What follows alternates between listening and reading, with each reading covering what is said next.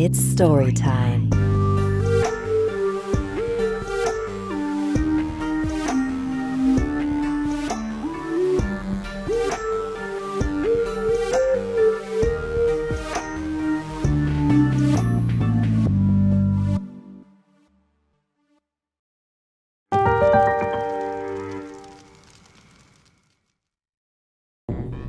Jamie was the manager of a popular casual clothing store and had just received a call about a new transfer coming that day, named Elizabeth. This type of thing was common, but Jamie kept hearing employees gossiping about the incoming coworker. My friend worked with her at the Fern location. He said she has issues. My friend at the Westlake location said she doesn't like people looking her in the eye or getting near her. My friend at the Oaks location said she can't be fired because her mom is the CEO. My friend at the Newberry location said she stabbed a manager. Jamie just rolled her eyes. It was often frustrating to work with young, gossipy high school kids, so she just politely reminded them to mind their own business and get back to work. Although she'd be lying if she wasn't just the tiniest bit more curious and nervous to meet this Elizabeth. At 11 a.m., the doors opened. Every head turned to the entrance.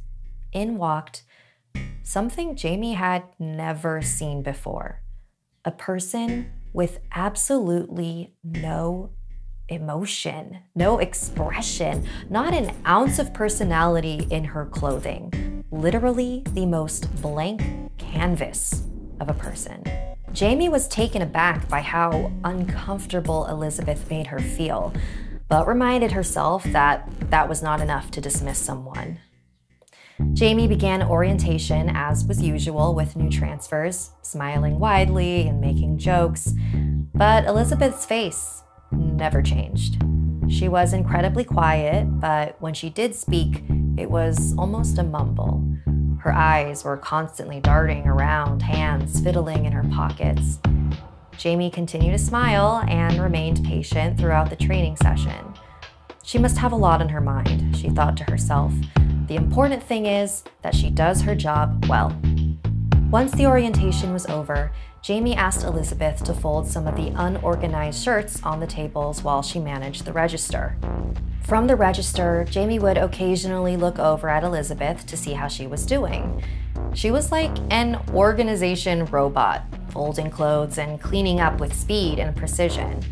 Sometimes it looked like she was mumbling to herself. She'd fiddle with her pockets again. The other employees shot Jamie a glance whenever this happened, but Jamie looked away. There was nothing wrong, nothing tangibly wrong with Elizabeth. Another hour or so went by, and Jamie had almost forgotten about Elizabeth. Until a middle-aged woman came into the store. The second Elizabeth saw her, she bolted towards her and blocked her entrance. "You can't come in here. You need to leave." "Excuse me? You can't come in here. You need to leave. Don't make me say it again." I have never been so offended in my life. I'm calling security. The woman disappeared in a puff of anger out the door. Everyone in the store stared silently as Elizabeth turned around and went right back to what she was doing before.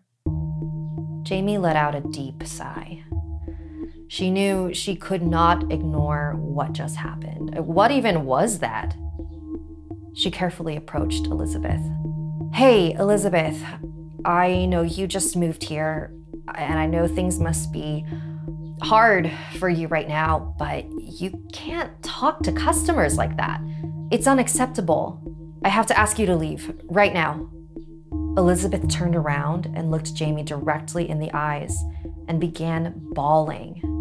Jamie's heartstrings tugged and she took a step towards Elizabeth to comfort her, which then caused Elizabeth's demeanor to shift again, and she lunged towards Jamie.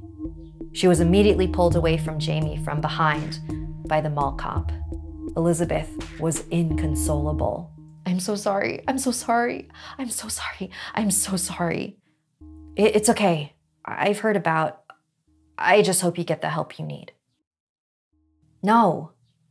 I'm sorry I couldn't get rid of it." "Get rid of what?" "The demon that's attached to you." I've never seen anything like it before. It was calling in other entities. Nothing I did was working. It's too powerful, and it's only getting stronger. I'm sorry I couldn't transfer it in time. You're on your own now. Good luck. The cop dragged Elizabeth away with her hands behind her back. What demon? Elizabeth, what demon?